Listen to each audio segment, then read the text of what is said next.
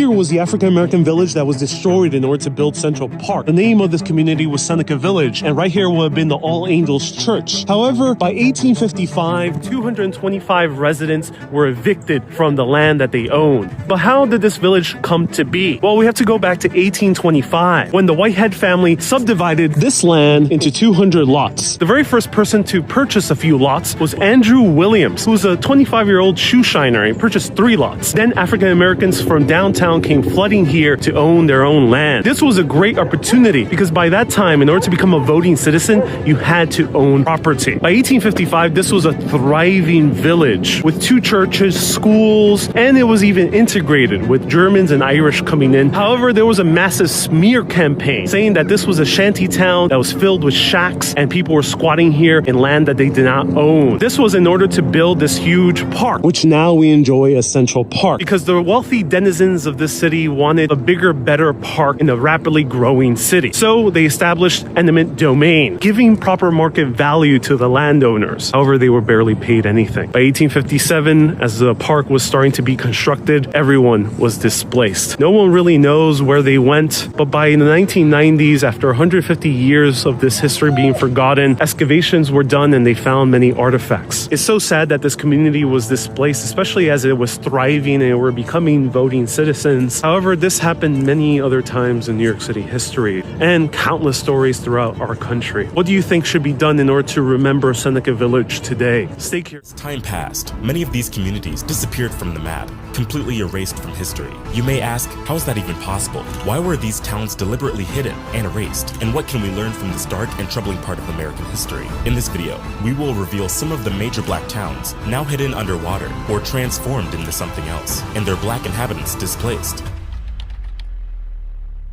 The first is the Seneca Village in New York City. Seneca Village, a once thriving African-American community, was established in 1825 on the outskirts of New York City at a time when African-American residents were facing legal segregation and discrimination throughout the country. At its height, the village covered an area from 82nd Street to 89th Street on Manhattan's Upper West Side, with approximately 300 black residents living within its borders. The people of Seneca Village had a deep sense of community and worked hard to build a prosperous and thriving neighborhood. Many black residents were property owners, with a rate 5 times higher than the city's average. Seneca Village had 3 churches, a school, and various small businesses, such as a grocery store, a shoemaker, and a blacksmith. However, the residents of Seneca Village faced many challenges, including discriminatory laws that restricted their freedoms and opportunities. As the city of New York began to expand and urbanization took hold, many wealthy New Yorkers sought to improve the area by creating a large park, which is now known as Central Park. In 1855, the New York State Legislature passed the act to lay out a public park in the city of New York, which authorized using the eminent domain to seize land to create Central Park. The residents of Seneca Village were accused of being a public nuisance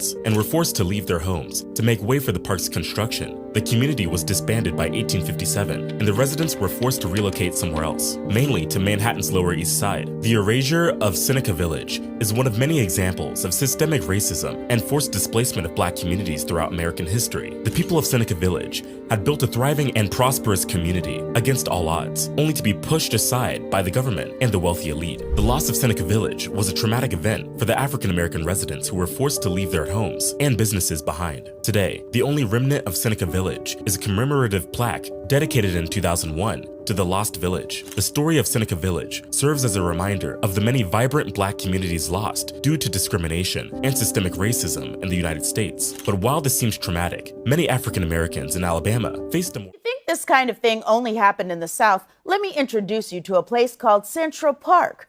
It's named after that coffee shop on Friends. Central Park used to have a black community in it called York Hill. But the city of New York destroyed York Hill so that they could build the Central Park Reservoir. Because if there's one thing New York needs, it's another place for ducks to hang out. But if you come here, don't try and feed those ducks. They are very aggressive. Mess around and lose a finger. Now, when the residents of York Hill were kicked out of their homes, they fled to another black community nearby called Seneca Village. And then a few years later, New York destroyed Seneca Village too, so that they could build Central Park on top of it. The craziest part of this story is that I work a few blocks away from a place where the government disappeared 2 black communities. And until recently, I didn't know about any of it. You know why? Because it worked. They tried to erase Black communities, and they came way too close. But now there are people doing the research, so we are finally learning about places like Henry and McKee Islands, which is now located under Lake Guntersville in Alabama, and Vanport, Oregon, which is now located under Delta Park. And all of these towns, which are currently literally underwater. Hey, wait, hold on. What was that last one? Old Neversink. That's a real place. Well, if we've learned one thing today, it's never assume something is unsinkable. There are over 100 drowned American towns, and many were destroyed in the name of something called development-induced displacement. That's when people have to leave their homes so the government can develop things like dams or parks or lakes. The theory is that the short-term bad effects are worth the long-term benefits for the community. But it's not fair if the long-term gain is mostly for white people. Now, luckily, there's a solution. It's a very complicated system. It involves a series of, who am I kidding? Cut some dang checks. That's it. If you're going to kick Black people out of their homes, make sure they have the money to stay on their feet.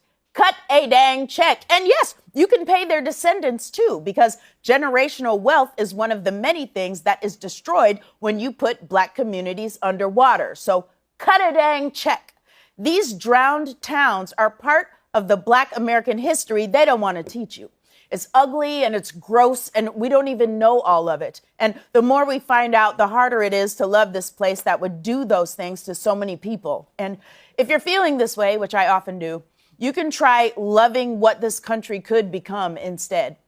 Our history may be full of pain, but our future has limitless possibilities. So look to the future while simultaneously being suspicious of every late.